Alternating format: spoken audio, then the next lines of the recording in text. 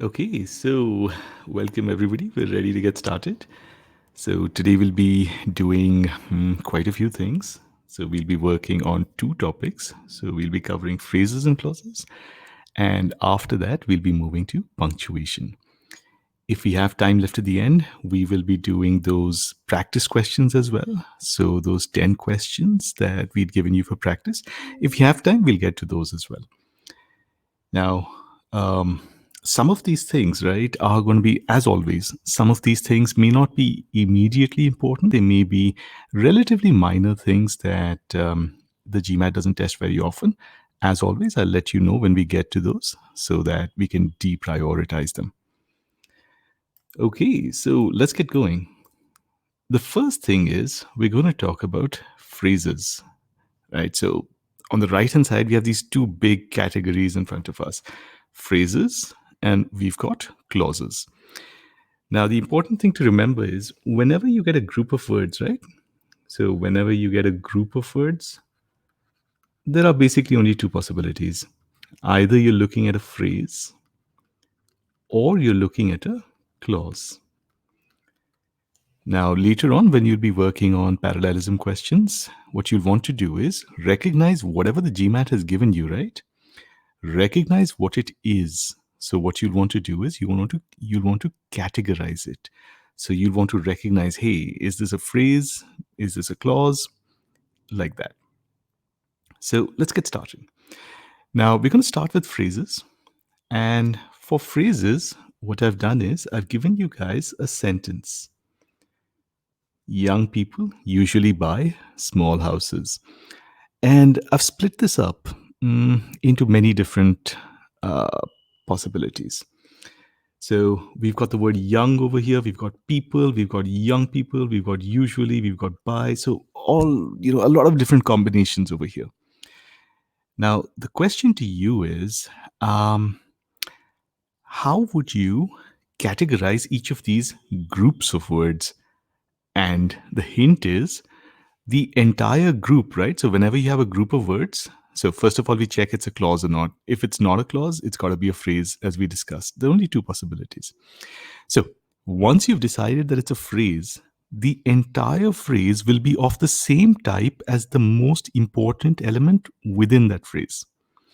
So if you've got two words, you'll check which word is more important, and that word will decide what type of phrase it is. So structurally, which word is more important? That'll be the question. Let me get you guys started. The word young is an adjective over here. Now, why am I saying over here? Because it's possible to use young as a noun also. For example, if I say, we will raise our young, right? Our young over there means basically the kids. Over here, of course, young is an adjective because we can see that it's describing people. So let me give you the second one as well. People is a noun.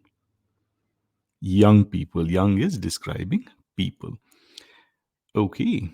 Now, over to you guys. What is young people together? The third one, young people.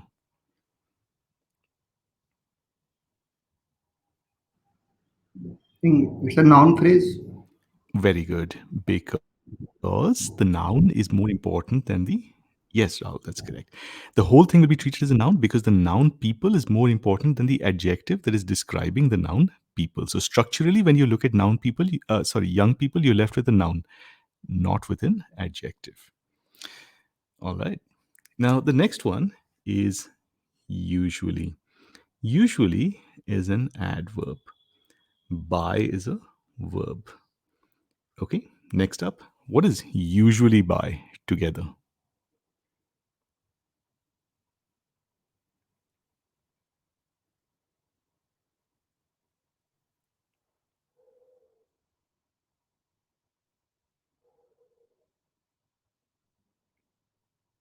Perfect. We've got two answers over here, and both are saying that it's a verb. That is correct. Correct, Rahul. So, usually by is a combination of adverb plus verb. The verb is more important than its adverb, and therefore the combination is identified as a verb. All right. Now, small over here is an adjective, houses is a noun, and small houses will be a noun phrase. So I'm going to write NP over here, noun phrase. So it's a combination of adjective plus noun, just like young people. Now for the final one. What is usually by small houses? All four words together.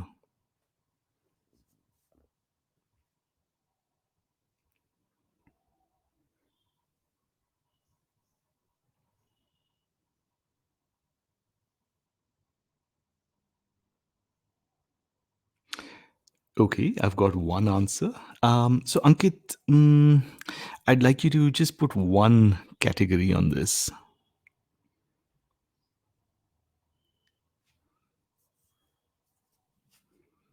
So when we split a sentence up into a subject and a predicate, um, in our classes we normally don't even use the word predicate. So just try to categorize that usually by small houses into one category.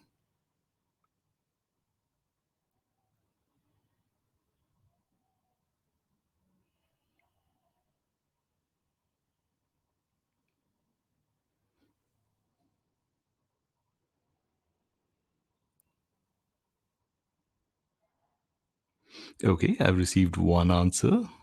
Verb phrase. Okay, two answers. Verb phrase. Got it. That is the correct answer. So let me just quickly split this up. Usually is an adverb, by is a verb, and small houses is something called the object of the verb. So the object is, in an active voice sentence, the object is the thing that receives the action. Now, if you put all of these things together, you've got a verb, you've got an adverb for the verb, and you've got an object of the verb, right? Among these three items, the verb is still the most important. So the whole combination will still be identified by the most important element, which is the verb. So the whole thing will be called a verb phrase. Quick check. Is everyone comfortable with this? Excellent. Also, Ujali, is the audio working? Just let me know. In case you can hear me, just let me know if it's working. Hi, yes, it is. Thank you. Okay, awesome, awesome. All right, guys. Now we move on to clauses. So we know that there are two things, phrases and clauses. We've looked at phrases. The other possibility is that you've got a clause in front of you. Now, within clauses, there are two types of clauses. There are independent clauses and there are dependent clauses. Now, independent clauses are subject verb combinations that can stand alone as a sentence. Now, we'll be a little more specific about that. So, when we look at dependent clauses, right? Dependent clauses are structures that are introduced by something. And there are specific things that can introduce dependent clauses. We'll take a look at that in just a second. The way we'll define an independent clause is an independent clause is a subject verb combination that is not introduced by any of those things that introduce dependent clauses. So, a subject verb combination that can stand alone as a sentence. It sounds pretty complete on its own, but more importantly, it's not introduced by any of the things that we're just going to see in a few seconds. All right. So, now time to move on to dependent clauses. Now, first of all, we need to keep in mind that dependent clauses are of three types. That is it. So, all dependent clauses can play, I'm sorry, not all dependent clauses. Dependent clauses can play three different roles within a sentence. They can be adverbs, they can be nouns, or they can be adjectives. So that's what you see over here. Dependent clauses have been split into adverbial clauses, noun clauses, relative clauses. Don't worry about these, what they mean, because we're going to discuss all of them in detail. Let's start. The first one is a dependent clause acting as an adverb. This is probably familiar to you because we discussed it in the previous session also. So let me write an independent. So we've got an independent clause over here first up, right? Young people usually buy small houses. This is an independent clause. It's a subject verb combination that can stand alone. Um, it's not, in fact, it's not introduced by anything. There's nothing that is introducing it.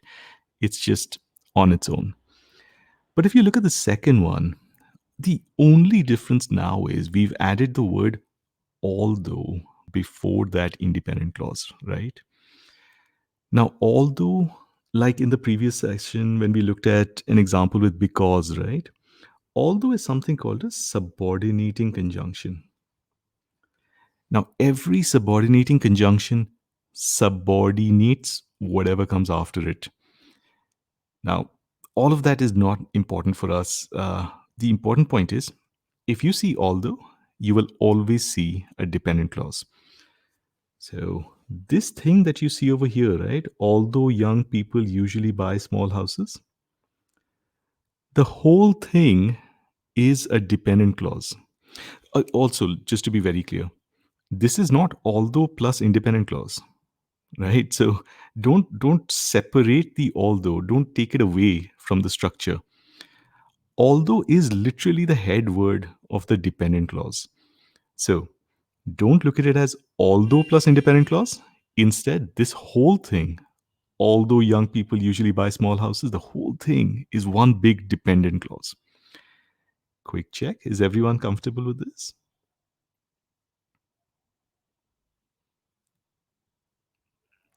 All right. So I've got a few answers over here. Yes. Excellent. Now let's move on to noun clauses. Now, noun clauses are dependent clauses that act as nouns within your sentence. Now, they are introduced by words like that, how, who, when, where, why, which, whether. But before we do anything else, we need a little bit of context over here. These words, that, who, what, when, they are quite flexible. There are multiple, let's say, ways in which we can use these words in English. So when I say that these words can introduce noun clauses, right? I just want to stress the word can. It's not that every that you will see will introduce a noun clause, right? So there are multiple ways to use words like that, who, when, etc. So let's be very clear about that. And what we'll want to do is we'll want to look at of uh, different uses of these words. So different structures in which we can use them, starting with noun clauses. All right, let's take an example. I want you to look at this when you take the GMAT sentence.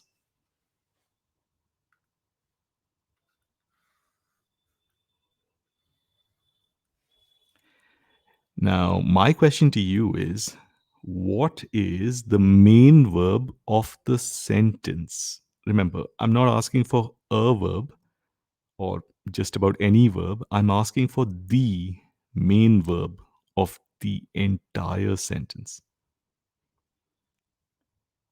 All right, I've received a couple of answers. That is correct. The main verb of the sentence is is. And the way to read this sentence is X is as important as Y. That's how you should read it. Something is as important as something else. And that something could be just like a simple noun, also. Like if you say physics is as important as chemistry. So physics is a noun, chemistry is a noun. We're saying something is as important as something else. That's how you should see it. So when we say something, that something over here is when you take the GMAT. When you take the GMAT is as important as how you prepare for it. So we saw a couple of noun clauses over there. So again, let's look at the structure. We've got one of those words that we put in our list, and it's introducing a subject verb combination. That entire structure is acting as a noun within the sentence. In fact, the subject of the sentence is a noun clause, right? What is a noun clause? It's a dependent clause that plays the role of a noun. Like in the previous one, we saw a dependent clause playing the role of an adverb. Here, the dependent clause is playing the role of a noun. Let's take another example, the Google one. Google knows where you live. Now, you've got this where you live part, right? So the way you read it is Google knows something, right? Google knows something.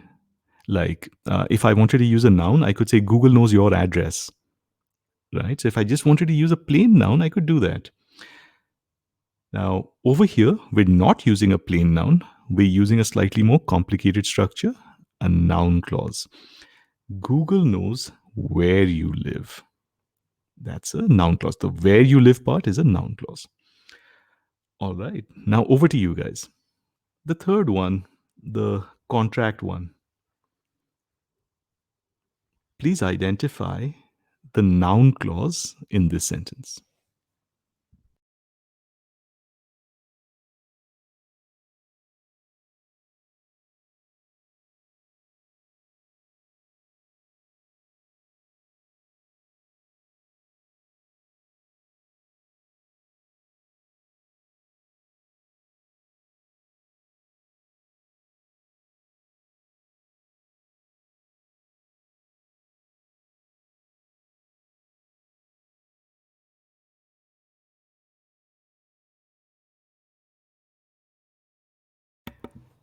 Okay. Yeah, Ankit, if you could just unmute yourself and let me know what is the noun clause.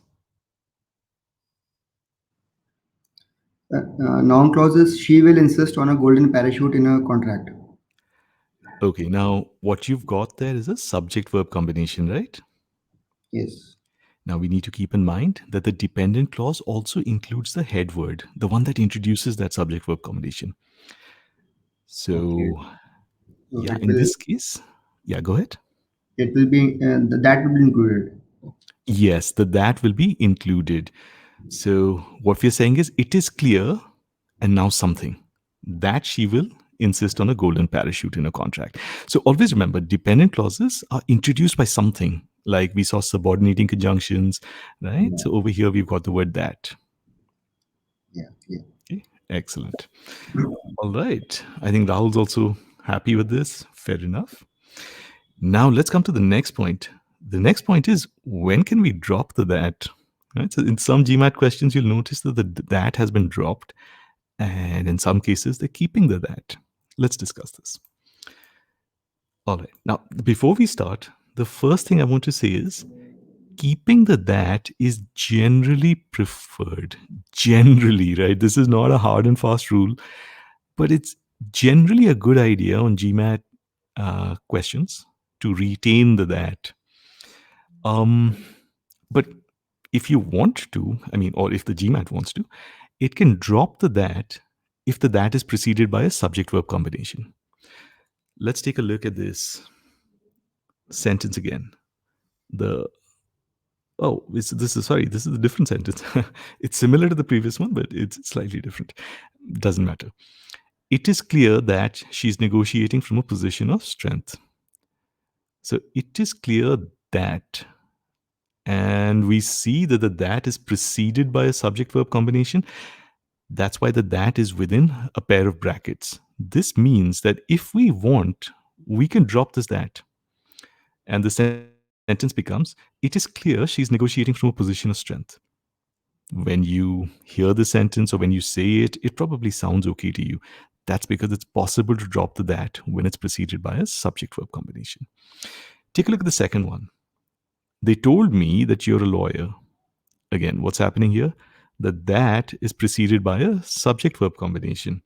So they told me you are a lawyer, right? It probably sounds okay to you. Again, that's because you can drop the that if it's preceded by a subject verb combination. Now, you cannot drop the that if the that clause is the subject of the sentence. Now, we don't need to study this. This is just by sound, you will know that you will never be able to say she is negotiating from a position of strength is clear, right? This is just it is just not possible. So, but before Actually, the main point that I want to discuss is not this, right? Let me just get a quick check on this so that I can see that everyone's comfortable with this. Are we comfortable saying that she is negotiating from a position of strength is clear is impossible? That red text? Oh, we're not sure? Or we're sure that it's not possible? Abhishek, Ankit, sorry. My question was slightly unclear. Okay, Abhishek is saying it's not possible. Good, good. And Ankit, not possible, right? Not clear. So Ujali, let's unmute.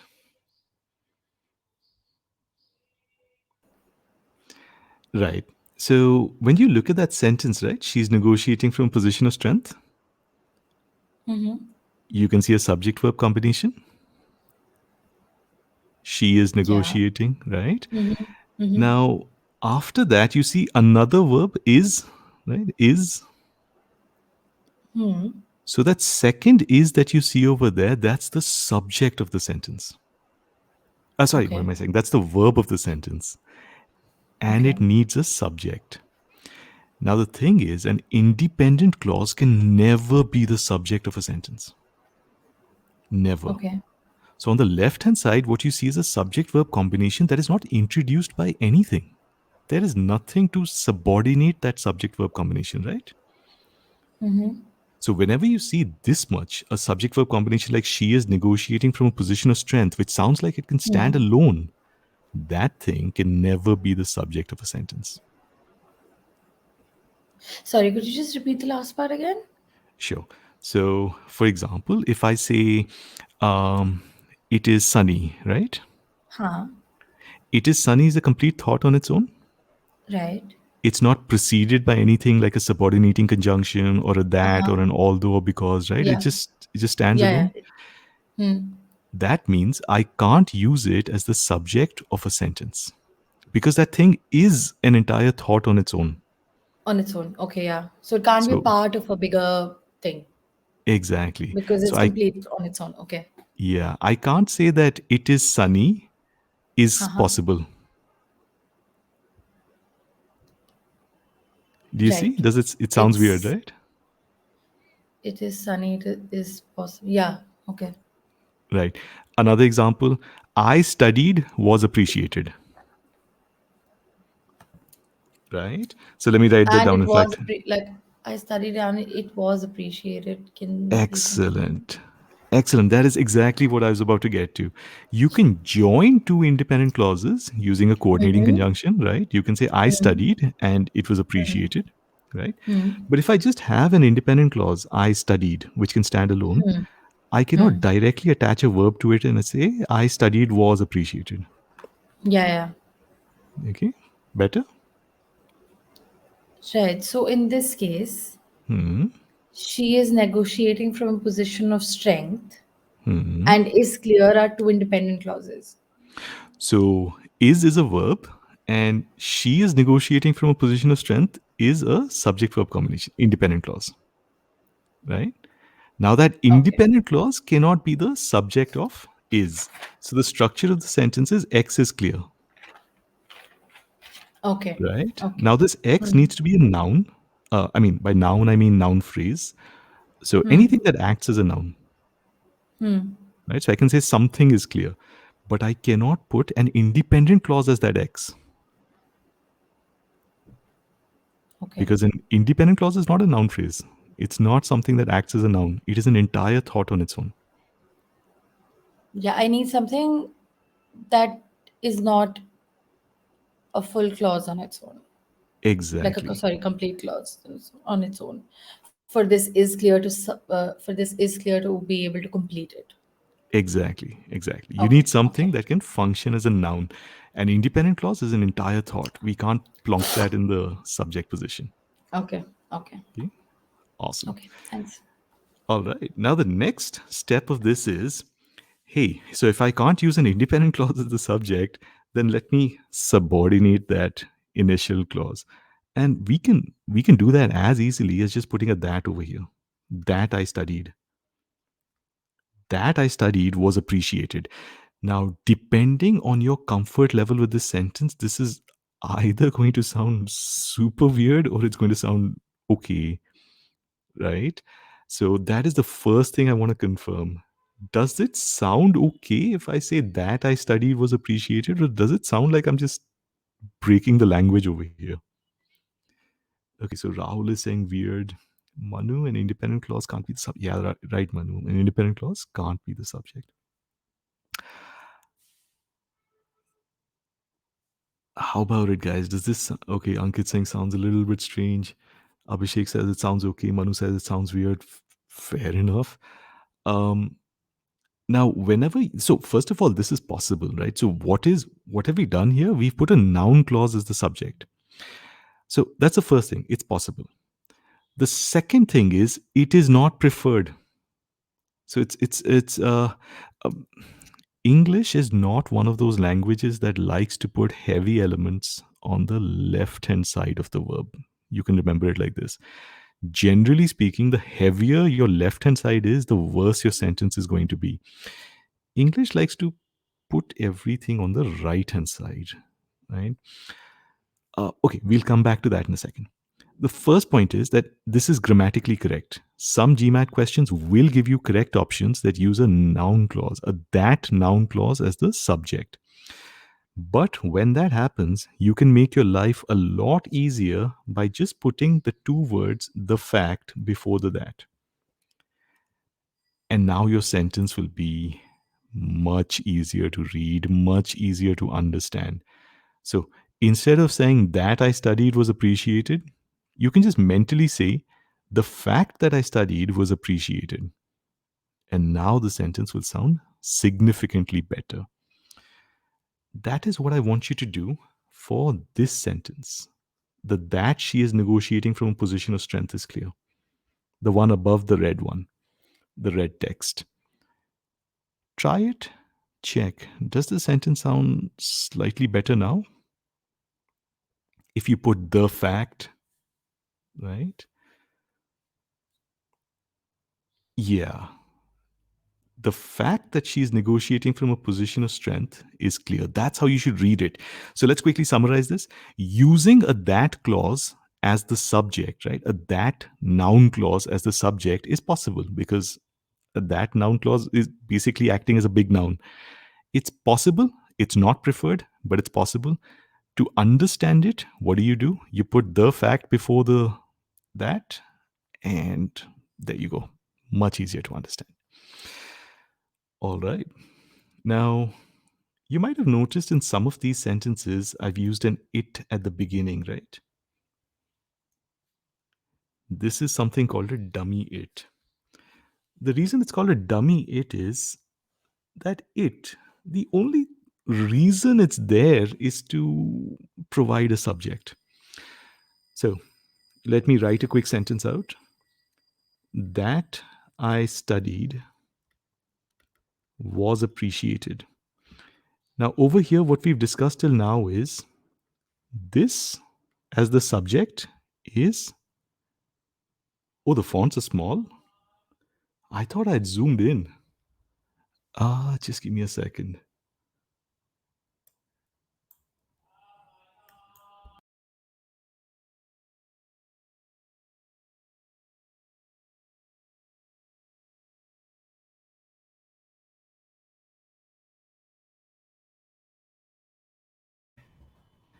Just give me a second, Abhishek. One sec. Let me just put this up.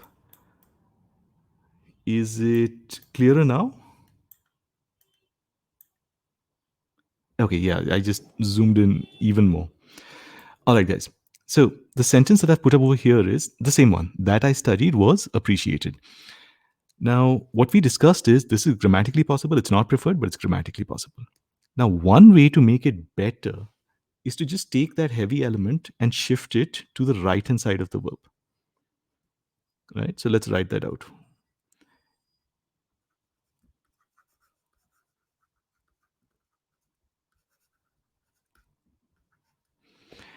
Now we've shifted the heavy element to the right hand side, but now we don't have a subject in the sentence, right? This is where we put a placeholder, or some people call it a dummy it. The job of this it is just to provide a subject. That's it. It's not meant to do anything else in your sentence. It's not meant to refer to anything in your sentence. It's just there to provide a subject, because without a subject, you can't really have a sentence. So the sentence now becomes, it was appreciated that I studied, right? And I think a lot of you will feel that this sentence sounds a bit more balanced, sounds easier to say, right? So, um, going back to the sentence that we had, that she is negotiating from a position of strength is clear. Okay, let me give this one to you guys. Convert this sentence, the that she is negotiating sentence, convert this sentence into a preferred structure using a dummy it. Unmute yourself and tell me what we should say. That she is negotiating from a position of strength is clear. How can we? Sir, it is clear that Mhm. she is negotiating from a position of strength. Perfect. Sounds better, right? Awesome. So that is exactly correct. So that she is negotiating from a position of strength is clear. Okay, but better than that is, it is clear that she is negotiating from a position of strength. So you shift the entire noun clause to the right hand side and you put a dummy it. Remember, it's called a dummy it as the new subject. Quick check. Is everyone comfortable with this? All right, I've got a couple of yeses. Good, good. Three yeses. Quick check. Ujali and Ankit. I'm sorry, Abhishek. Is it okay?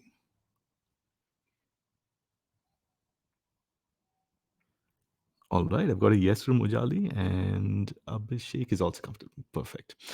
All right, guys. So those were noun clauses. Now let's shift to the third category, relative clauses. Now, before we start, just a quick bit of information. Relative clauses are tested quite often on the GMAT. So this part of the discussion will be longer than the previous ones. Mm, I will try to prioritize certain points. So when we come across something that isn't really all that important at this point, I will let you know. But this entire topic is tested more often than, let's say, noun clauses are tested on the GMAT. All right, let's start. First of all, again, the most common, uh, so relative clauses are dependent clauses that act as adjectives. So remember, dependent clauses can only play three roles: adjectives, adverbs, nouns.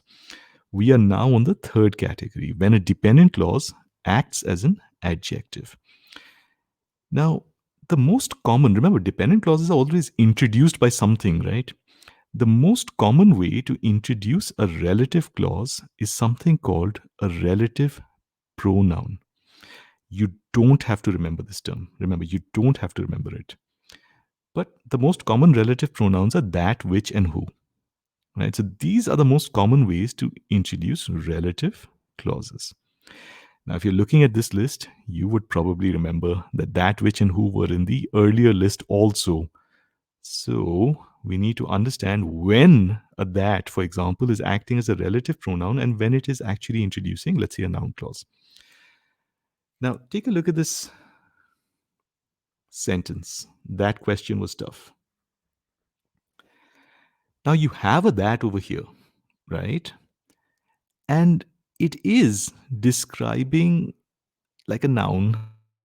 So it is kind of an adjective, but this is not a relative clause. This is not going to be easy to see, right? So, what I'm going to ask you right now is not particularly easy. But my question is, why is this not a relative clause?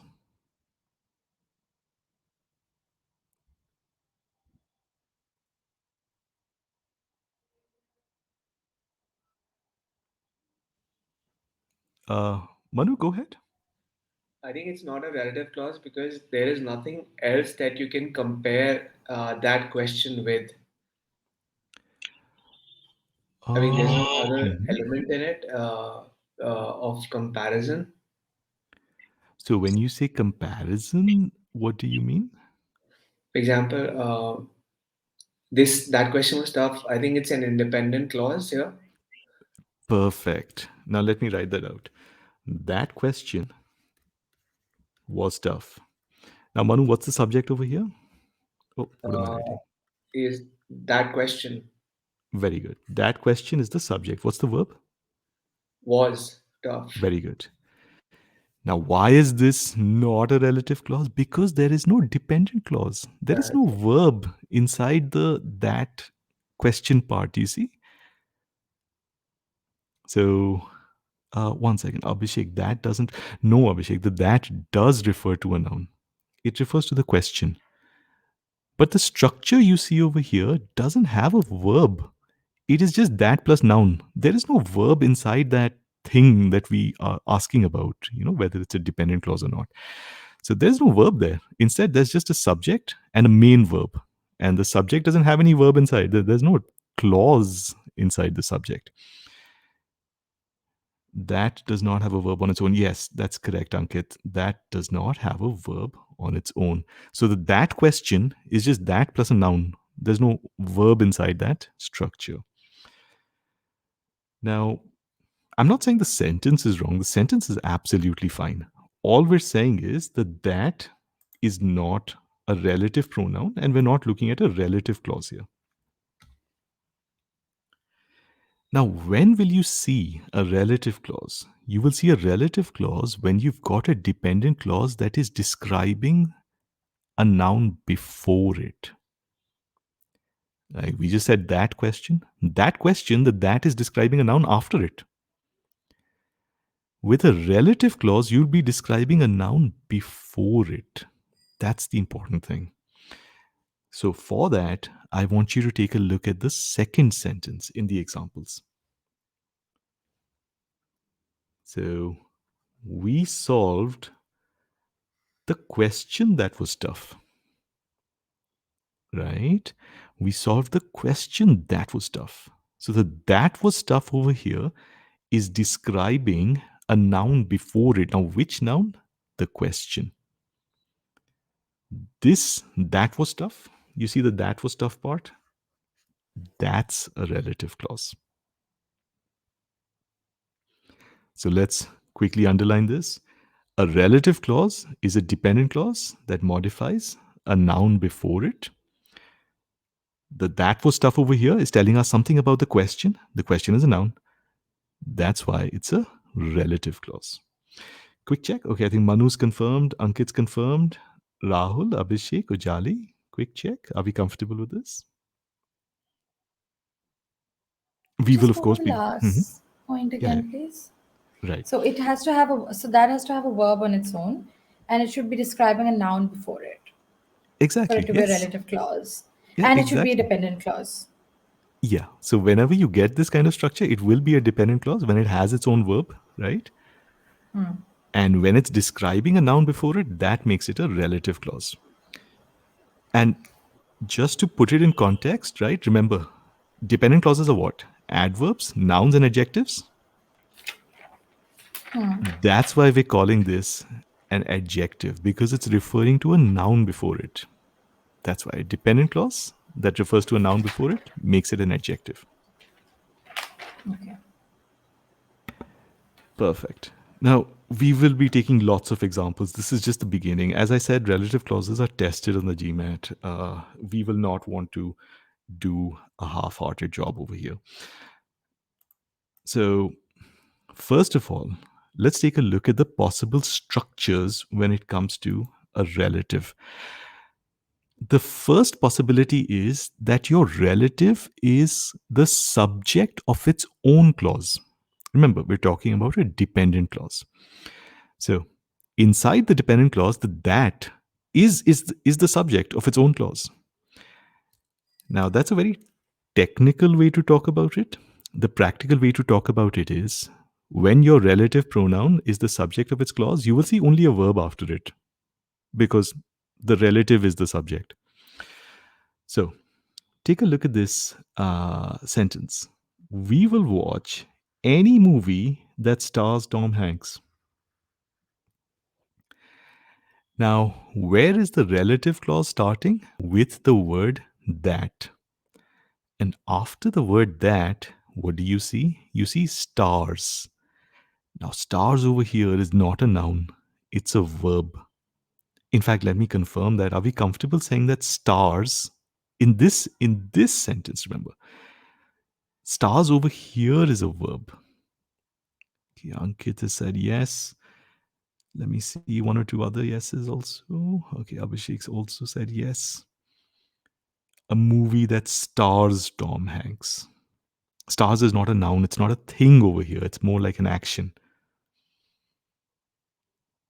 Take your time, check. Rahul, Ujali, that in which interchange. Oh, that's a good question. We'll probably not even discuss that in this session. We'll probably end up discussing this during the pronoun session. This is just an introduction to relative clauses. So just to let you know, this is tested across multiple ways on the GMAT. So it'll be repeated in multiple topics. This is just a first look. Okay, Ojali's confirmed. I think Manu's okay with it. All right. Now, over here, when you see only a verb after the relative, right? When you see only a verb, the relative pronoun is called the subject of its clause. And the verb is, whatever the verb is after it, that's the verb of the relative.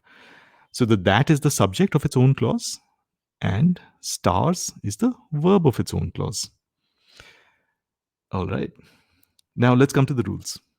The rules are, when your that is the subject of its own clause, you can't drop the that. Now, just by sound, try saying this. The Tom Hanks example, just try dropping the that and see what happens. We will watch any movie stars Tom Hanks. Now, the problem is, if you drop the subject of the dependent clause, it seems as if the verb is going to the other noun. It seems as if the verb is going for movie. We will watch any movie stars Tom Hanks. Right? Quick check. Is everyone comfortable with this? If we drop the subject, it seems as if the verb is for the other noun. Okay, Ujali is confirming. Ankit's confirmed. Got one or two. Rahul's also confirmed. Good, good. I think everyone's got this. Awesome. All right. So that was the first rule. Let's carry on. Now, the second possibility is that your relative is the object. Again, we'll not move into a technical discussion over here. The practical point is, if after your relative pronoun, like after your that, you see a subject and a verb, the that is the object. It takes the object position. Let's quickly discuss why this is the case. For example, if I say, what is the example? The movie that, okay, so for example, if I say, the movie, and now I have this big that over here, that you watched. Now, what we said is, practically speaking, if you see a subject plus verb after the that, right, the that is in the object position. Let's talk about why it's in the object position. When you say you watched, right, you is the subject of watched. That is not the subject of watched. In fact, that is trying to tell you what you watched, not who watched it, but what you watched. That's why it's called the object. You don't have to know this technical part, but you should know that if after a relative pronoun you see a subject and a verb, then the that is no longer the subject. The that will be the object. Quick check. Relatively comfortable or doubts? I've got a couple of yeses, but I'm going to wait for everyone because, as I said, relatives are commonly tested on the GMAT. Okay, I've got Manu, Ankit, Abhishek, Ujali.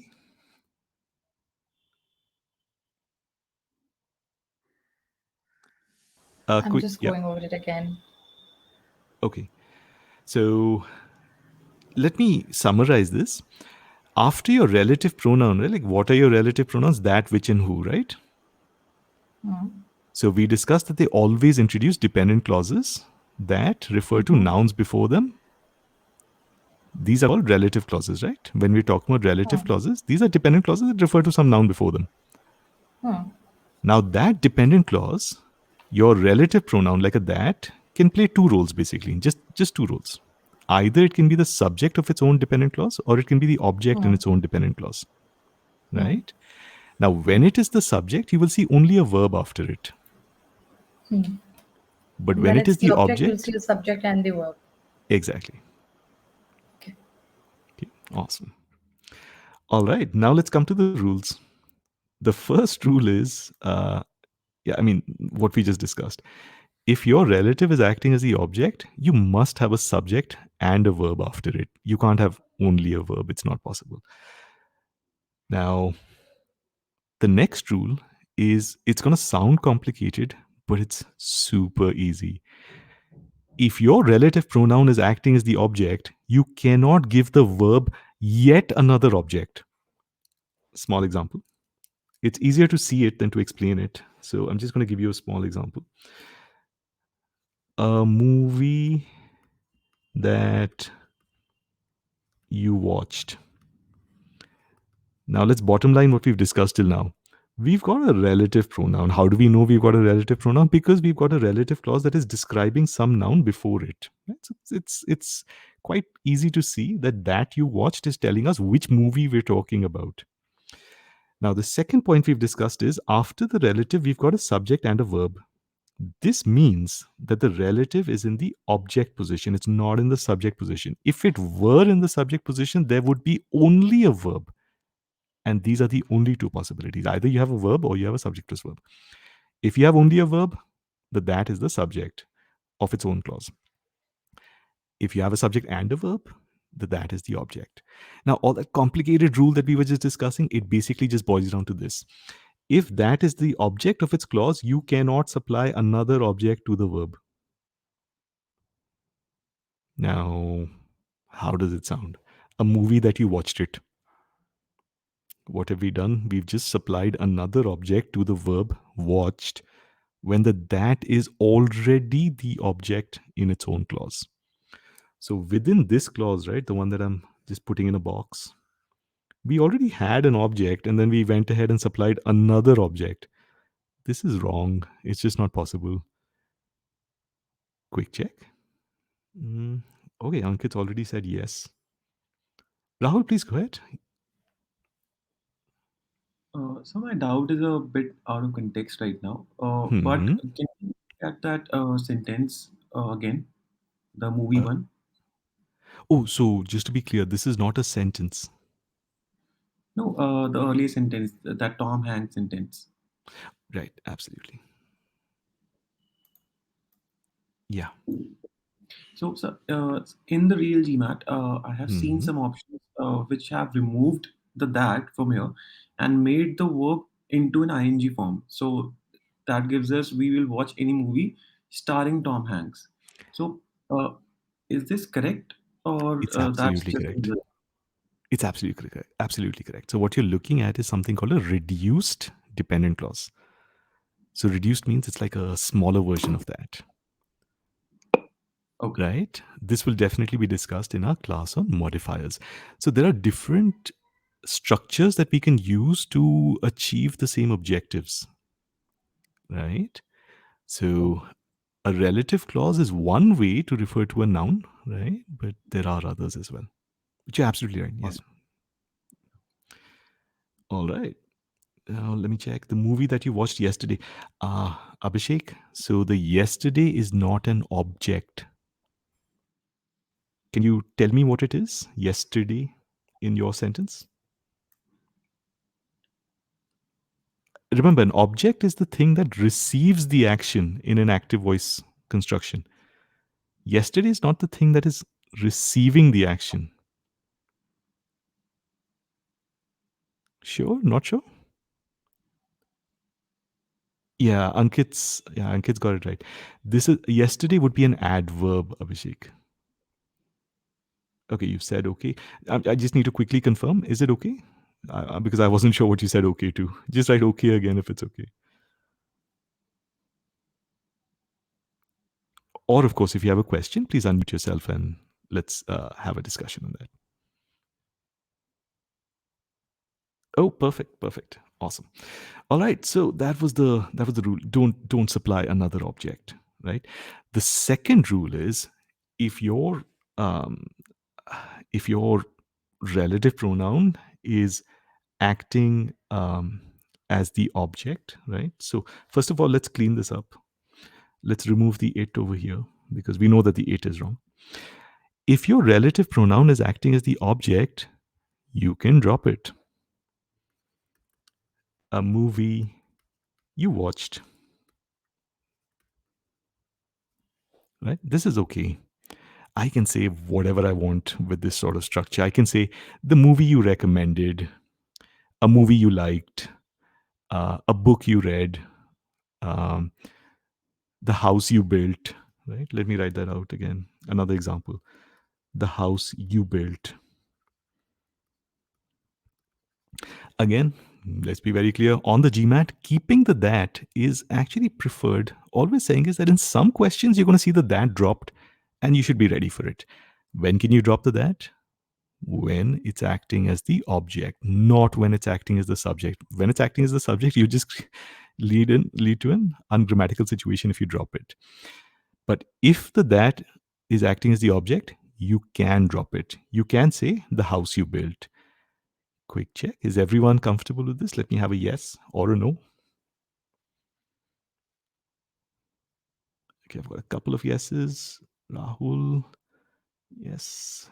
Manu, Ujali, got it, perfect. Let's discuss it again. So let me erase this.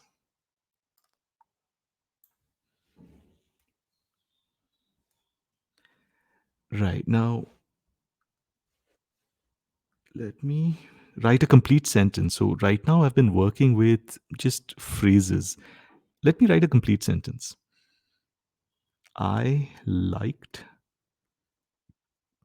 the movie that you recommended. Now, first things first. Ujali, are we comfortable saying that this that is acting as the object in its clause? Or it's followed by a subject and a verb? Yeah. Perfect. Now, when that happens, the that is optional. So I could say, I like the movie that you Movie you, recommended, but I I could like also movie you say, recommended. exactly. Yeah. Right? So that's the second rule. That's it. You can drop the relative if you want. The relative pronoun, I mean. You can drop it. Okay. Right? I like the movie you recommended. So when the that is acting as the object, you can drop it. Okay. Okay, awesome.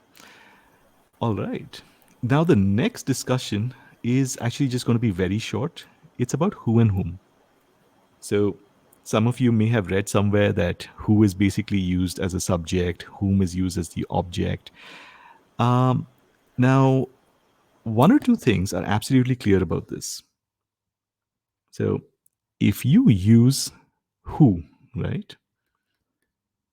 The person who solved the question, right? Now, over here, you can see that who is followed by only a verb. It's not followed by subject plus verb. So, who must be the subject in its own clause, right? So, when it's followed by only a verb, it has to be the subject. The person whom I met, right? Now, over here, the whom is followed by a subject and a verb. That means it's the object in its own clause.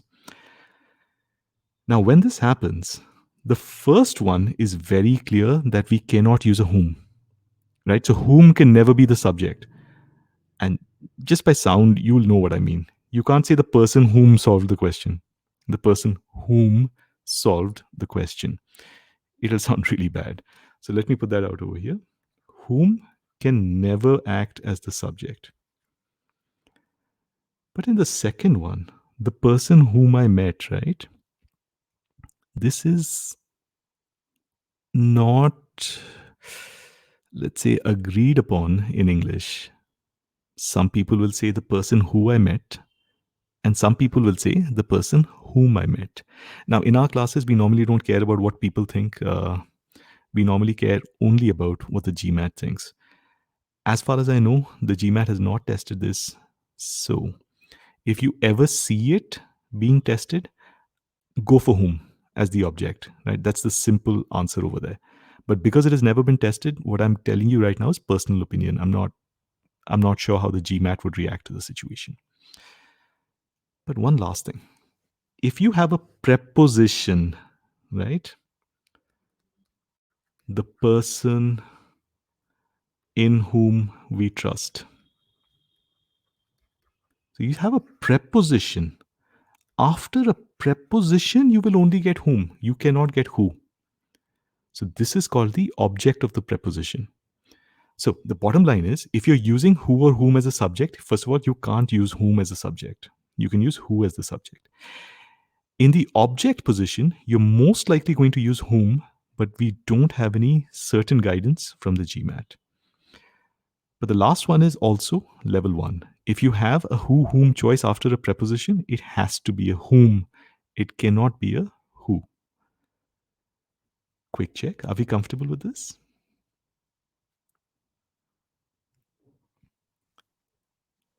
Okay, I've got a couple of yeses only. Okay, so I think maybe we need to spend a little more time over here. Okay, guys, so I'll just quickly summarize this again. If you have to choose between who and whom, right, as the head word of a relative clause, you can't use whom if your head word is the subject.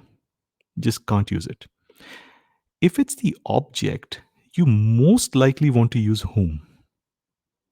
Right? Again, most likely, maybe a GMAT question might break that rule. I don't know. But if it's the object, maybe you can use a who, maybe you can use a whom, but most likely whom. And if you are looking for something to put after a preposition, again, now this might be slightly confusing because we did prepositions last session, right? So prepositions are like in, off, on, to. So for example, you would have heard people say, to whom am I speaking? To whom, right? You would never say, to who am I speaking? Now let me just quickly check. Are we comfortable with this? Manu, Ujali?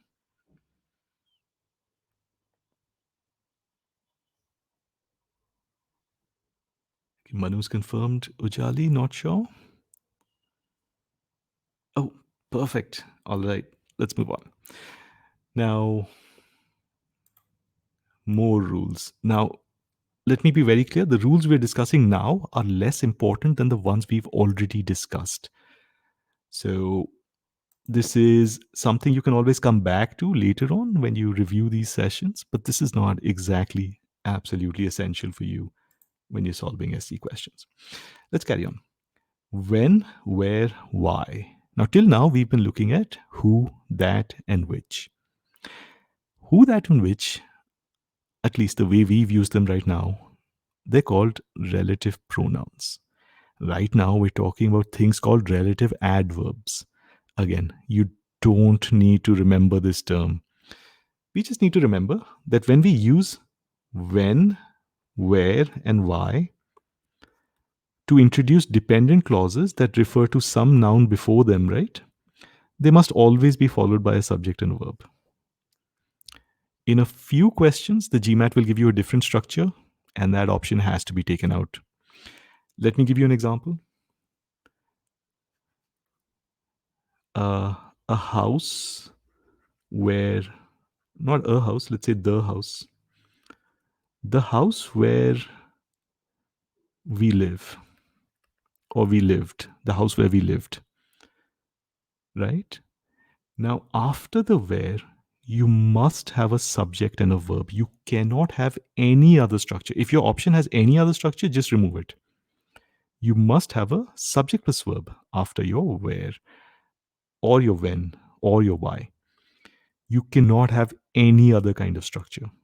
The only decoration as such we can perform over here is we can invert the order of the subject and verb. We can say the house where lived an old man.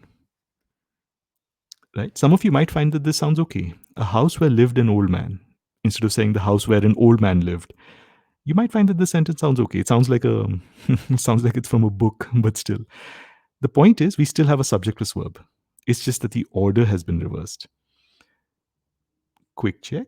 Are we comfortable with this? When, where, why, if they're used as relatives, must be followed by a subject and verb.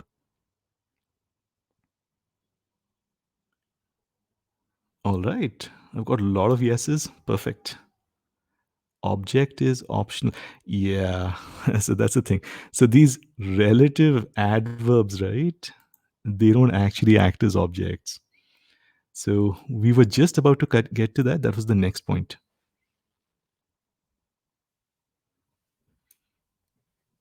So let me use a similar sentence. So the theater where we watched a movie.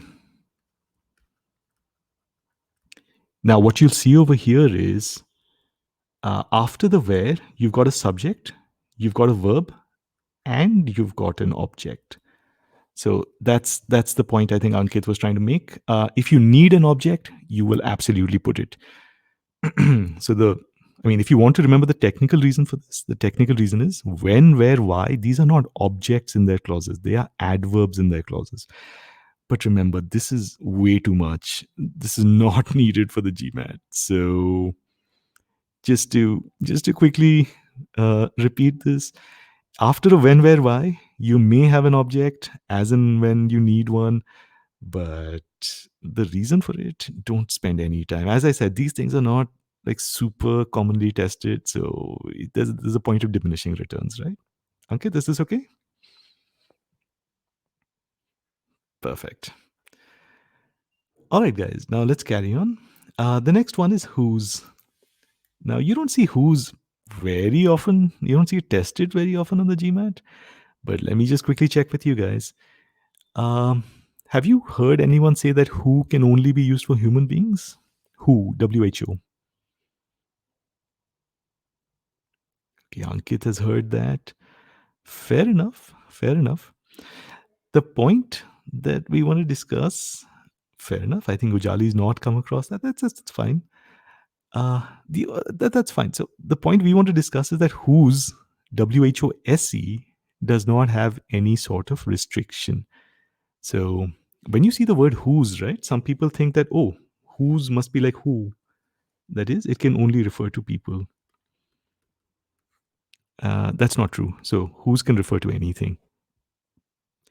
So for example, I can say the car whose tire is flat. The car whose tire, right? So whose can refer to anything you want. There's no restriction on whose. So even if you've come across some rule that who is restricted, it's the only possessive relative. Correct. It's a possessive relative pronoun. Correct. Now, let me just quickly check. If I give you a sentence like this, right? Now, this is not tested very often. In fact, I don't think it's tested. It's just that people make a mistake with it. Is this. Now, take a look at this. The students' questions, the number of which exceeded 10.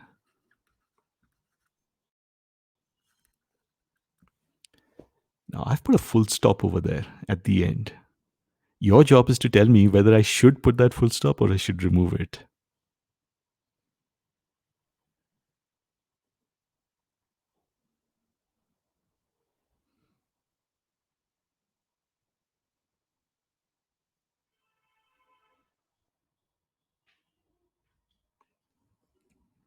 Okay, Abhishek saying I should not put a full stop. Okay.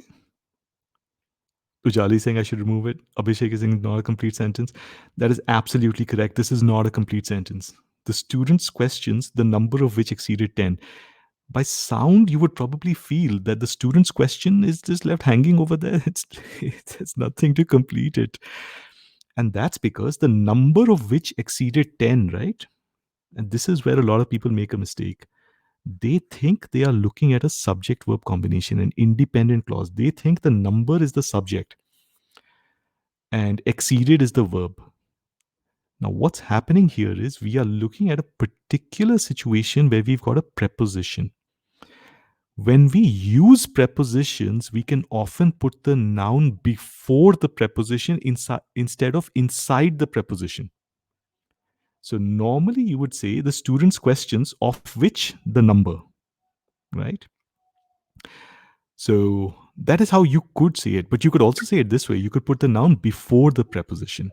Now, when this happens, remember, nothing has changed. It is still a relative clause. You are still trying to say of which the number exceeded 10. So just because number is outside the preposition over here does not change anything, does not make this a complete sentence. Quick check. Is everyone comfortable with this? Okay, I've got one yes. Ankit is not sure. Fair enough. Ankit, just unmute yourself, please. Sir, actually, my there was a electricity issue. The net was gone. I was not connected. Can you repeat, please, for 1 or 2 minutes? Yeah, absolutely. Not a problem. So just look at the structure, the number of which. Right? Now, when Yeah, we see the number of which, the number is outside the of which construction, right? yeah. So we can write it like that, but actually what is happening is it's just another way of saying of which the number.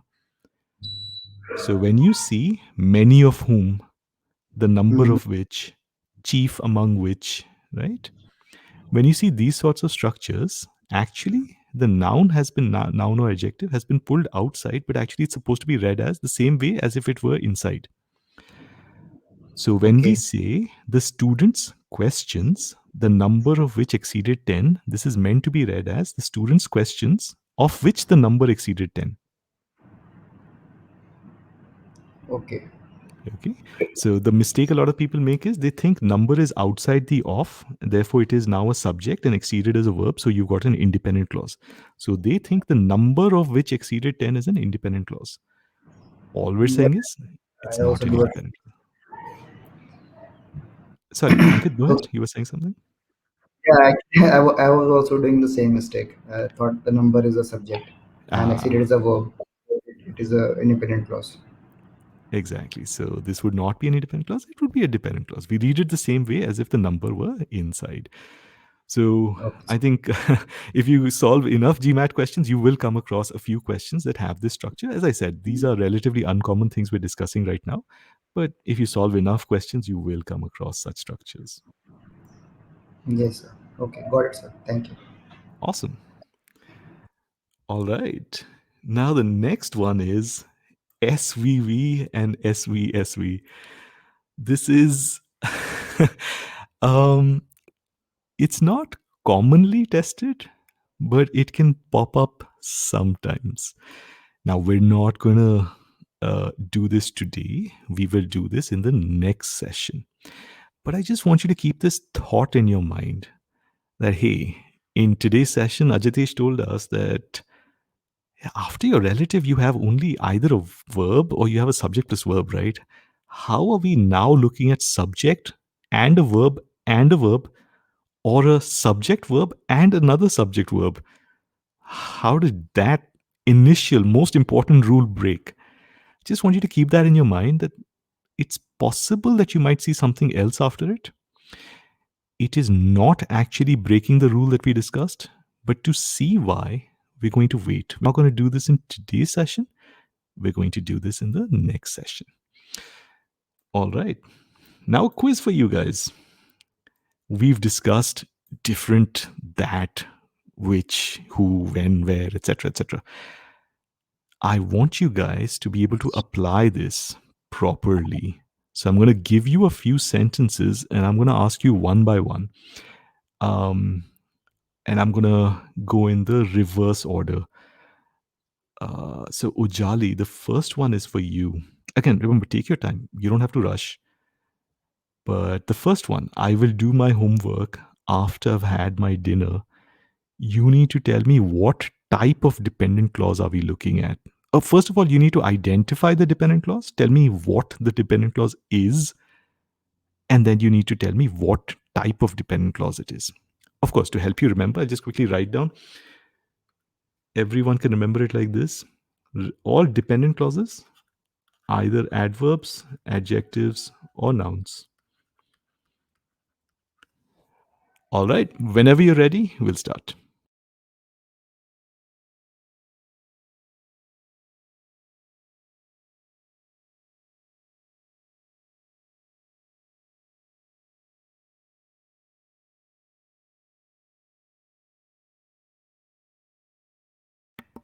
Ankit, this one, we're starting with Ujali. You will get the So third is one. it Yeah, Ujali. so is it X after Y? So tell me the first word of your dependent clause. First word. I will do my home. After? Very good. After is the first word of the dependent clause. So after I've had my dinner, that whole thing is the dependent clause. Good. So you've done the first part. Now, could you categorize it?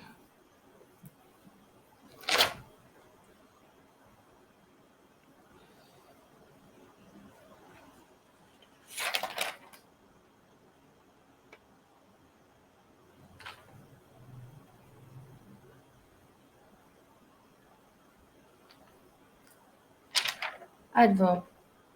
Excellent. Why did you say it's an adverb? Because it is telling me something about when I'll do my homework. So it's not telling Awesome. me about me, but it's telling me about my homework. So it should be adverb. Excellent. That is exactly how we think through these situations. So if it were a noun, you should have been able to replace it with X. Like, I will do my homework X. Okay. No. Or with something, right? So X or something or XYZ. I will do my homework something. Doesn't make sense. So this thing is not a noun. Is it Okay. describing the homework or is it describing me? No. So it's not an adjective. As you correctly pointed out, it is telling us when I will do my homework. So it's modifying the verb. Perfect. It makes it an adverb. Good. Manu, the next one is for you. Okay, so the dependent clause here starts with that. That will launch the Very rocket. good. He will press the button is the independent clause, Okay. Yes. and this is again uh, adverb dependent clause. Why would you say it's an adverb? Or are you not sure?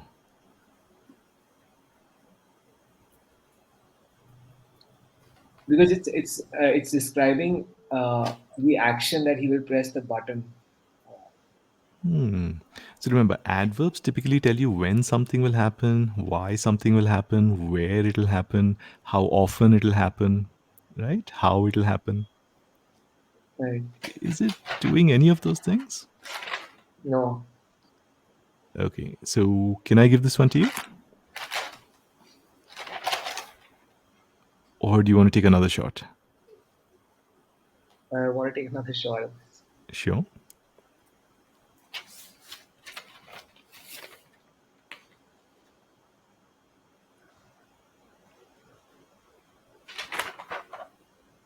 It's a should I go? I think it's adjective. Adjective Why?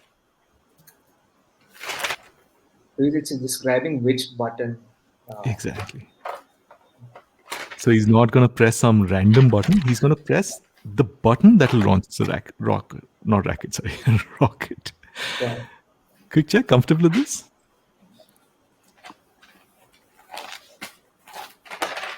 Manu, this one's okay? Yes. Perfect. All right, Ankit, the third one is yours. Go ahead whenever you're ready. Yeah, the starting with that is the dependent clause, Right. and it will be a adjective clause. Why do you say And it's an adjective? uh, It is followed by subject and verb. We said that, and that is optional. So remember, subject plus verb after that is just one type of relative. It doesn't mean that you are looking at a relative. We said that we could solve the question. We said that. Uh, yeah, it is So a this noun. just very good. Yes, it's a noun clause. Why? Uh, Noun clause,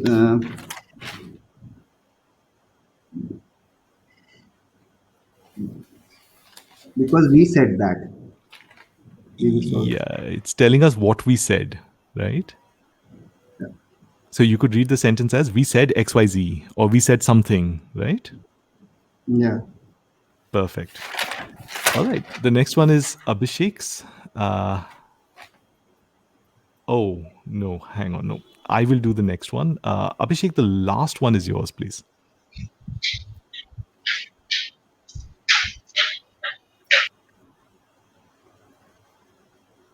So what she wants, Yeah.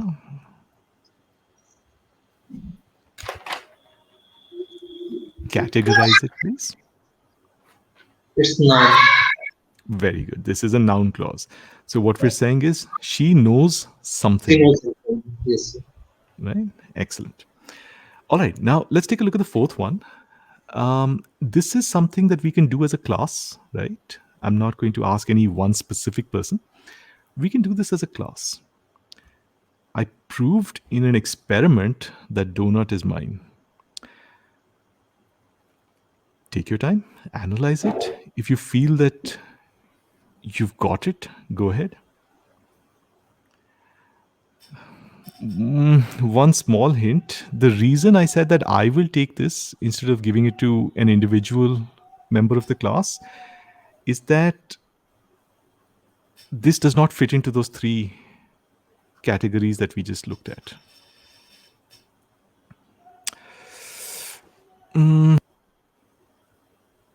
Hello. So Yeah. that is working as a subordinating conjunction.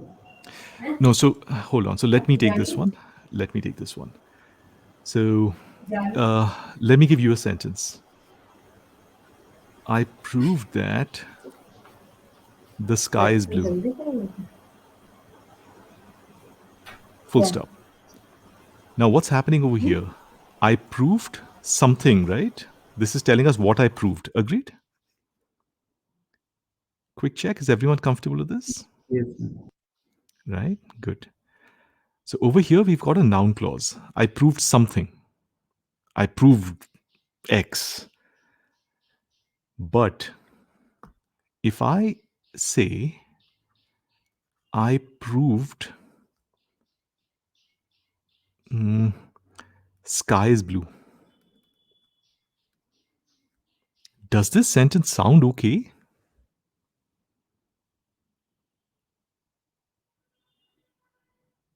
I proved sky is blue. It sounds okay. Without a the or something? I proved the sky is blue, Ankit? Okay, Ankit is one step ahead of me right now.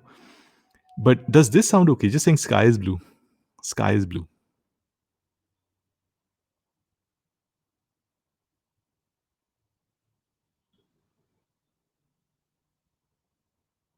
Take your time. Let me know when you have thought about it. It's not a trick question. It's a straightforward question.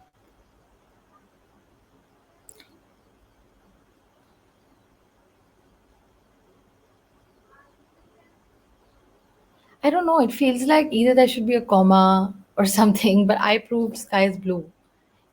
Yeah, it It sounds sounds weird, right? very weird to me. Very good. Now, what if I say I proved that the sky is blue? Yeah, that works. That works, right? And Yeah. because the that is followed by subject and a verb, I can drop the that if I want. I proved the sky is blue. Okay. Right? Sounds okay, right? Not a huge problem. That's because we've got something before the word sky. Right? We can't use the word sky alone. We have to say the sky, right? Similarly, with the word donut, if I ever tell you I proved donut is tasty, right? Yeah, This is just going to.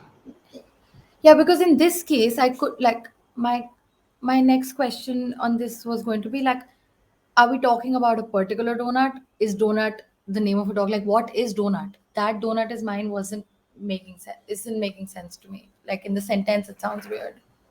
Right. Now I'm going to erase some of what I've written and I'm going to write the full sentence out. I proved that. Now, this is going to start the thing that I proved. I proved that that donut is mine. Now, this is the correct version of, I mean, not the correct, the full version of that sentence. It should sound okay. The sentence is fine. I want to check. Does everybody feel that the sentence sounds okay?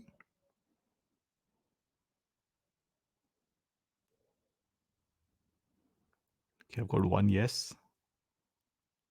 Not a trick question. The sentence is fine. It's just the full version. I mean, that is repeating, but other than that, yeah, I mean, other than that, it should sound okay. As in, it should not sound impossible. Awesome. Now, we can drop the first that. I proved that donut is mine. This is what this that is doing. It's pointing to a noun after it. That's why I said this will not fit into the three categories we discussed because this is not a dependent clause. This that is not a dependent clause. What's happening is the first that has been understood, the second that has been retained because you can't drop the second that. You can't say, I prove donut is mine. And that's how we say that this that is actually pointing to a noun after it. It's not introducing a dependent clause. It's trying to specify which donut we're talking about. I'm trying to point towards some that donut and I'm saying that donut is mine. Quick check. Let me know if you're comfortable with this. Sir, I have one doubt, sir. If you say Please. that donut is mine and that is pointing towards donut, right? So it is working as an adjective for donut. That It is an donut. adjective, but it's not a dependent clause. Yeah, yeah, fair enough. So I proved in an experiment, and then that donut is mine. So is it not a run-on sentence because two independent clauses are there, and we are not joining with a conjunction or That's where we need to remember that the first that has been understood.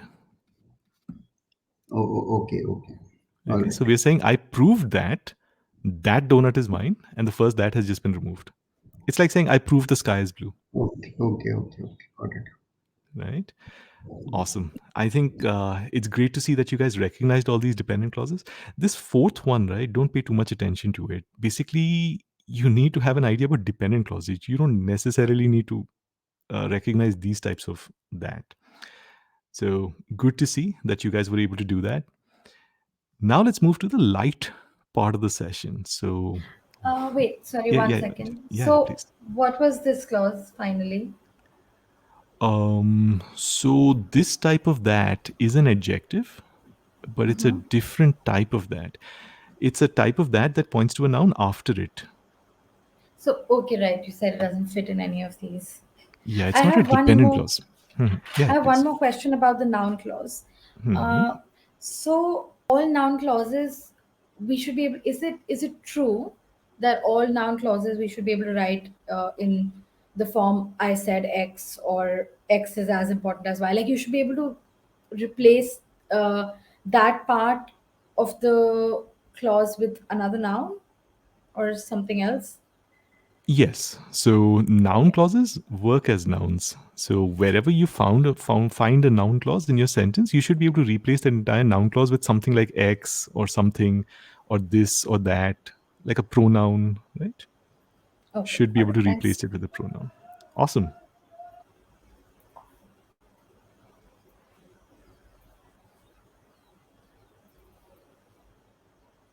All right, guys. Now for the easy part of the session. There are a few rules over here we'll have to memorize, but otherwise this is going to be super easy. So, firstly, punctuation, right, is a place where a lot of people have a lot of opinions, but thankfully the GMAT tests a relatively small subset of punctuation. Let's start with the first one. And in fact, some of you brought this word up today, so let's discuss it. Some of you said run-on sentence, right? Sounds like a complicated thing. What is a run-on sentence? A run-on sentence is very easy to recognize, and it's super easy to remove as well. A run-on sentence is just when you join independent clauses with nothing. Let's take an example. Take a look at this sentence. The player had taken performance-enhancing drugs. That's an independent clause. That's a subject plus verb combination. You could feel comfortable saying that as a sentence. The player had taken performance-enhancing drugs. And then you've got this second thought. He was handed a lifetime ban. You would feel comfortable saying that also as an independent sentence. He was handed a lifetime ban, right? And both these independent clauses have been like squished together with nothing in between them. So over here, after reading the sentence, you guys will probably feel, hey, look, there's something missing, right? That's a run-on. Quick check, is everyone comfortable with this?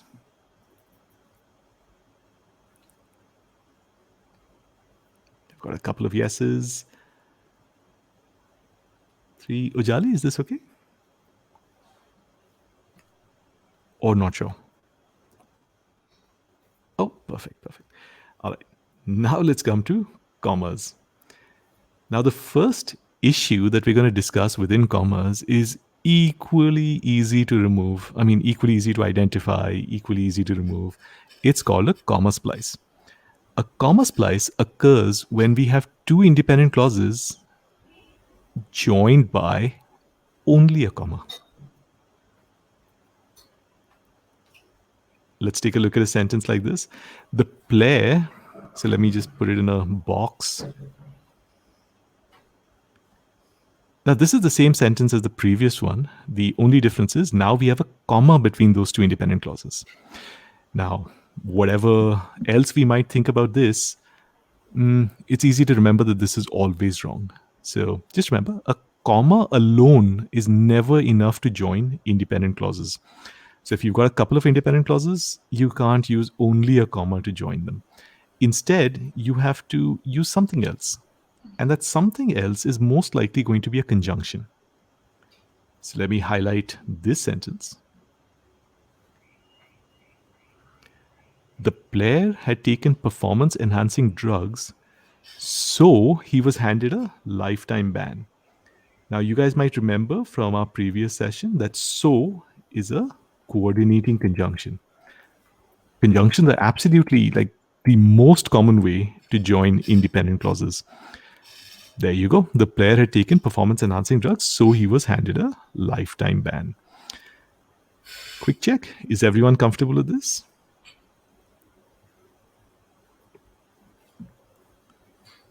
All right. Now, the next point related to commas. Now, commas with subordinating conjunctions. Now, at the beginning, let me tell you guys, this is not 100% necessary for your GMAT. But some of you will come across this rule. Some people will tell you that there's a rule that if you have a subordinating conjunction, let me give you an example. X because Y. Let me give you another one. Because Y, X. Now, when you start with a subordinating conjunction, like when your because is at the beginning, you must put a comma after the Y. It has to happen. So you cannot say because Y, X. You have to say because Y, comma, X. But in the second one, X because Y, when because is second, right? Not when it's first, when it's second. Some people say that, oh yeah, you need a comma. And other people say that, no, you don't necessarily need a comma. We don't take a stand over here. We don't know what the GMAT thinks. I think the GMAT will most likely use a comma over there, but they've never made it a point on which they've tested anybody. So the bottom line is, if you start with a subordinating conjunction, you absolutely need a comma after it. But if your subordinating conjunction is in the middle, you may or may not see a comma before it. We should not make a big deal about it. Quick check. Is everyone comfortable with this?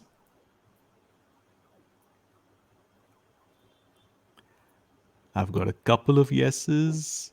Manu, Ujali? Perfect. All right. Now the next one. Now, before we even try to discuss it, let me ask, has anybody heard this rule that you need a comma before a coordinating conjunction that joins two independent clauses? Okay, Manu's lucky.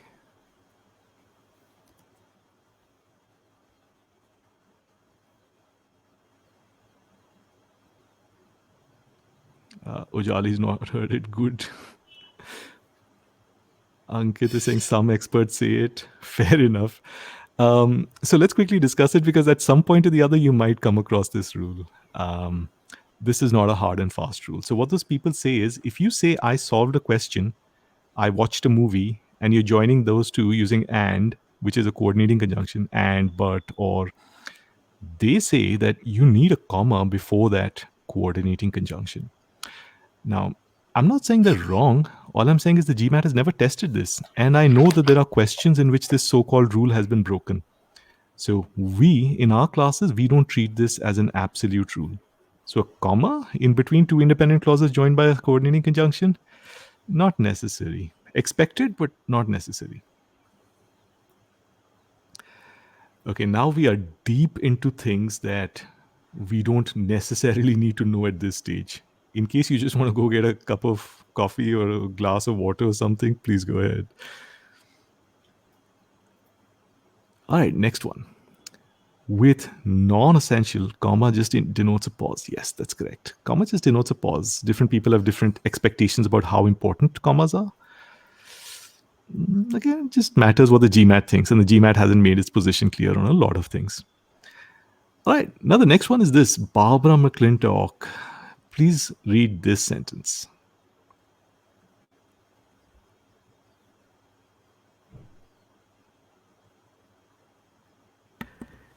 Now, don't worry too much about some of these terms that you're reading over here, non-essential modifiers, etc., etc. All of this will be discussed later. We have an entire session on modifiers where we'll cover this again. But right now, all we're saying is, if you want to say an American scientist over there, right, it has to be between commas. We cannot say Barbara McClintock, an American scientist, without commas, was awarded a Nobel Prize in 1983. So non-essential modifiers are always bracketed using a pair of commas or a pair of something like pair of brackets or dashes, but they're always bracketed. Now, the next one is extremely simple. In between a subject and a verb, it's never going to happen. So, small example. Would you ever feel comfortable saying my friend, comma, is unwell? Full stop. Quick check. What do you think? My friend, comma. Do you like that comma? Do you not want that comma? Ankit is saying no, this is not correct. Abhishek is also saying no, it's not correct. What do we think? My friend, comma, is unwell. Okay, or maybe we're not sure about this. The answer is we can't use a comma there. So a comma cannot be used between a subject and verb ever. But if I say something like this, my friend, comma, Manoj, comma, is unwell.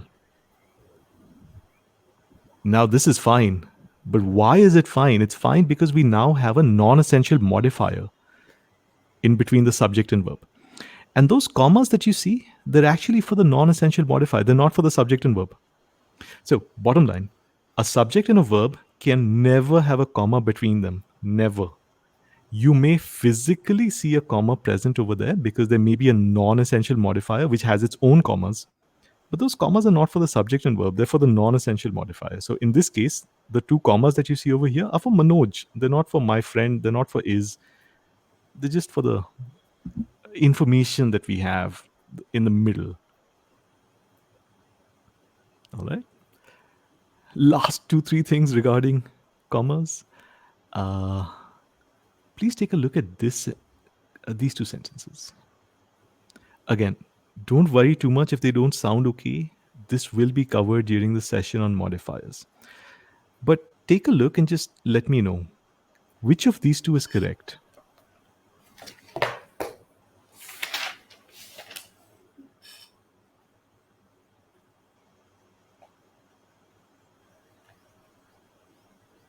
The first one or the second one?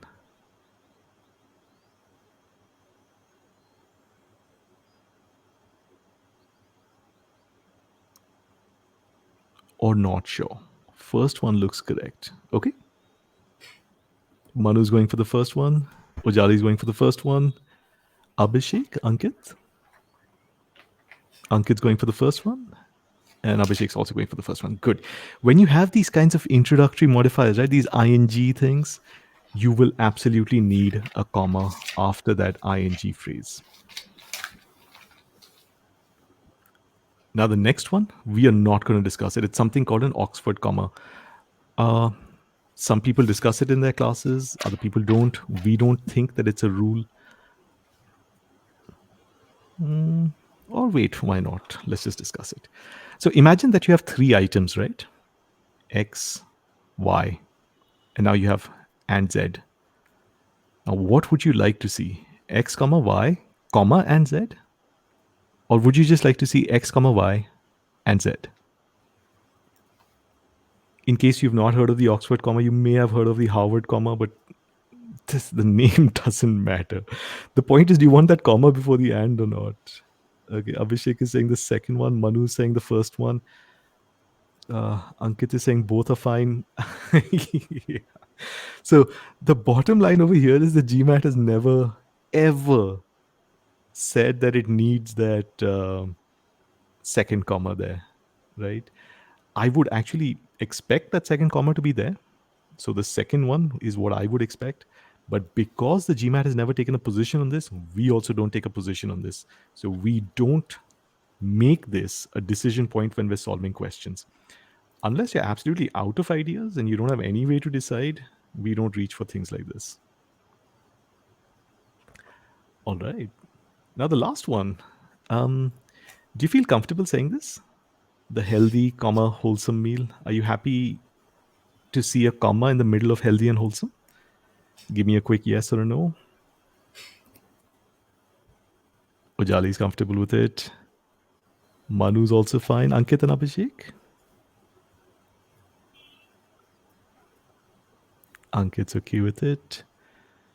The healthy, wholesome meal.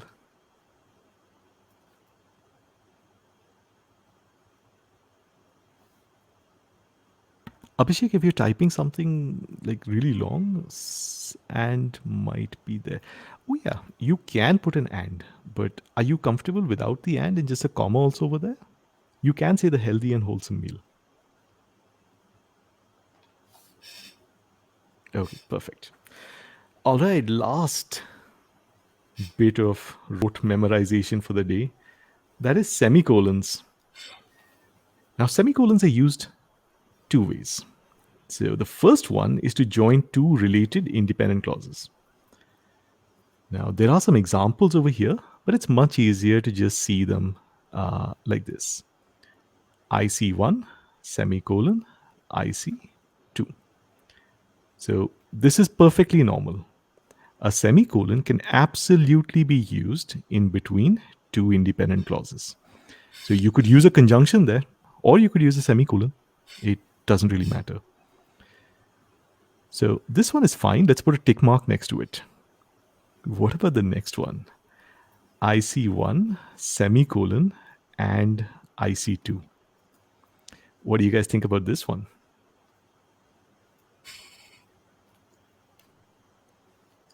Abhishek is saying incorrect. Okay. Ankit is saying wrong. Okay. Okay.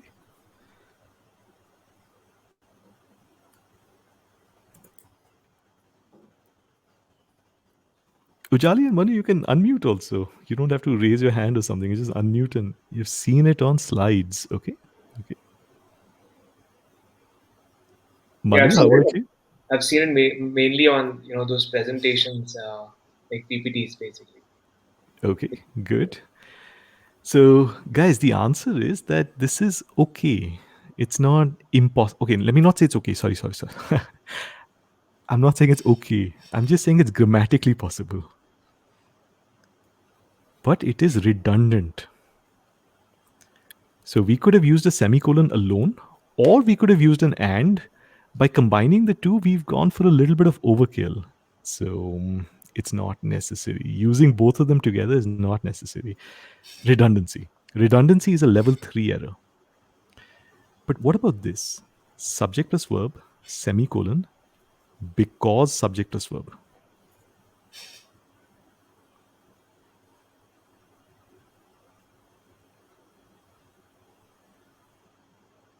Okay, Ankit is saying it's wrong. Abhishek is also saying it's wrong. Um, could either of you unmute and tell me why it's wrong? So because this is a dependent clause because subject plus verb and then comma if there is an independent clause then it is fine. Otherwise, only because plus subject verb that will be incorrect. Excellent. So Ankit's got the right reason for this because now, see, when we had an and did not fundamentally change what we were doing. We were still joining two independent clauses. But in this example, we are no longer joining an independent clause to an independent clause. We are joining an independent clause to a dependent clause. That is the problem. And a semicolon cannot be used for that. So this is a level 1 error. This is not redundancy or anything. This is a level 1 error. This is outright wrong. It's impossible. Okay, good. Now, what about this? I think Ankit was hinting at it, but what about this? If I say because or okay, hang on. So instead of this, let me write it another way. S plus V, semicolon, because S plus V, comma, S plus V. What do you guys think about this one?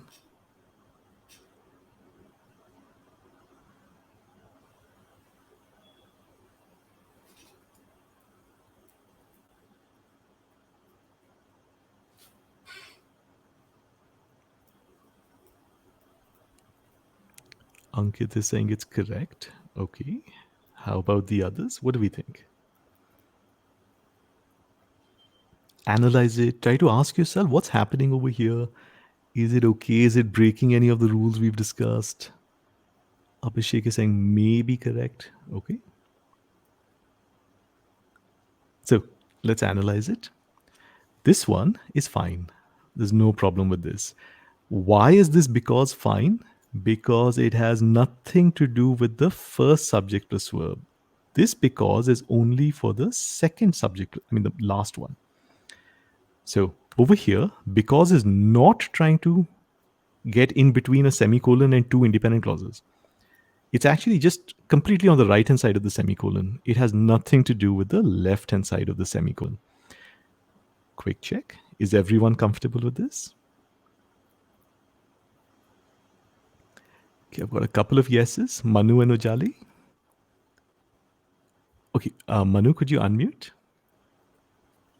Yeah, could you repeat the? I mean, can you give an example in a sentence of this construction? Yeah, the example is not a problem. But first, let me just quickly ask you, are you comfortable with this, that a semicolon can be used to join two related independent clauses? Yes. Okay. So the way I want you to look at this is on the left-hand side of the semicolon, you've got an independent clause. Yeah. On the right-hand side also, you have an independent clause. Yes. And the because is not trying to join the left-hand side to the right-hand side. It is just attaching to the right-hand side. Correct. Right? So the right-hand side is not a dependent clause. It's an independent clause. Right. Okay. Okay. Yeah. Small example could be something like, I will work hard, semicolon, because schools look for high scores. I must get a good GMAT score. Oh god, my handwriting, it's got completely squished at the end. But the point I'm trying to make is on the left hand side, we have a full thought, I will work hard, semicolon. And the semicolon is joining that left hand side to everything on the right hand side. And what's on the right hand side? I must get a good score because schools look for a high score. Right. Manu, better? Yeah. Excellent. All right. Now, the last few punctuation marks, colons, hyphens, parentheses, dashes, these are very rare on the GMAT. We'll quickly take a look at colons. You may see a colon in between two independent clauses, but frankly speaking, colons are actually more commonly used to introduce a list of items. And this is something that you would see all the time. Introduce a list, right? You'll say, I need 3 things, colon, X, Y, and Z. Hyphens are those tiny things, like they're not dashes, they're like smaller versions of dashes. Not important for us. Parentheses almost never seen on the GMAT. Let's finish off with dashes. Dashes are another way of saying brackets. So dashes are a stronger way of using a pair of brackets. So, for example, if I say, I will take the GMAT dash a standardized test dash when I am ready. First of all, let me just quickly check. Are we comfortable with this sentence? Feel free to unmute yourself if you have doubts.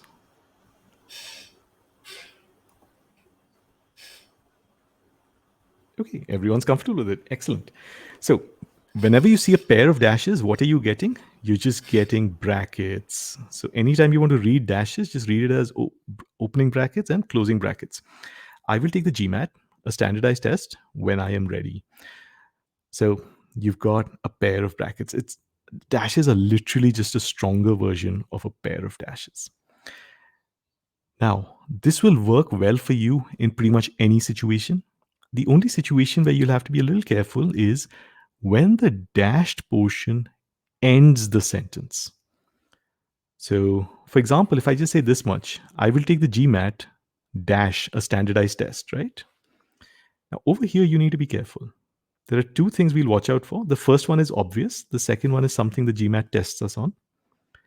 Let's take them one by one.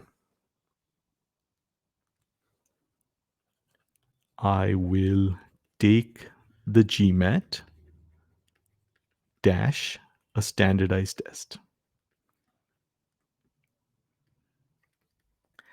Now, I just said that dashes occur in pairs, right? But what's happening here is we don't have anything after the second dash. So this should be a second dash over here, but we don't have anything after it.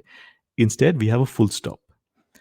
Now, when a clash like this happens between a dash and a full stop, the full stop must win. The dash cannot win. We can't have both, and the full stop wins.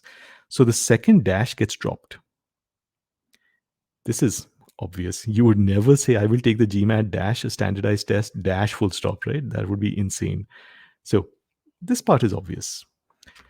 But so the GMAT's never going to test us on that. But let's take a look at something that the GMAT does test us on. Here, take this. I will take the GMAT dash a standardized test, comma, which schools consider important, comma, when I am ready. Take a look at this sentence. I know my handwriting is a little weird, but I'll just read it out so that you can see, you can understand what I'm trying to write. I will take the GMAT dash a standardized test, comma, which schools consider important, comma, when I am ready. Take your time. Let me know. What do you think about this?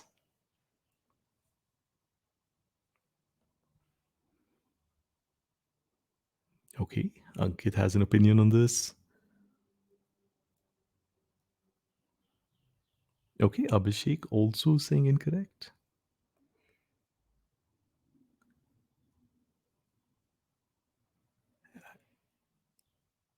Ujali's also saying incorrect. I think Manu's still analyzing this, which is fair enough. So the rule over here is what we're trying to do is we're trying. Manu saying it's correct. Fair enough. What we're trying to do is we have a non essential modifier in between a pair of commas, right? Ujali, go ahead. No, sorry. Oh, no, not a problem. So just guys, remember, you're always free to unmute yourself at any point. You don't have to, as I see a lot of you are raising your hands and all that. That's fine. Just unmute yourself. Okay. I will take the GMAT dash a standardized test, comma, which schools consider important. Now, what we need is another dash over here after the comma. That's what we really need. But you can't have a comma and a dash right next to each other. It's not possible. So when a dash and a comma clash, right? So between a full stop and a dash, we know that the full stop wins. Between a comma and a dash wins. So Manu, the correct sentence would actually be I will take the GMAT dash a standardized test, comma, which schools consider important, dash, not comma. So between a dash and a comma, the dash will win. And this is tested on your GMAT. Again, not super often, but there are questions that test it. All right, excellent. So that was a lot of memorization. Punctuation is like that. There are very few concepts, very little understanding involved. It's just rote memorization. It's painful, but the good thing is that there are relatively few rules. So whatever we discussed today, this is just a small subset of what people look at when they think about punctuation. So thankfully, the GMAT doesn't test punctuation all that much. So we can also get away with not doing everything under the sun when it comes to punctuation. All right. So that actually brings us to the end of the session. We have a few practice questions. I'd be happy to take your doubts. And of course, there are points that I want to discuss, right? Which is the reason that I gave you those questions. So now we're going to be shifting to those practice questions. So the session is over. You can carry on with your day if you'd like to. And of course, if you have doubts or if you've solved those questions and want to hang around for the discussion, please do that. I will be right here.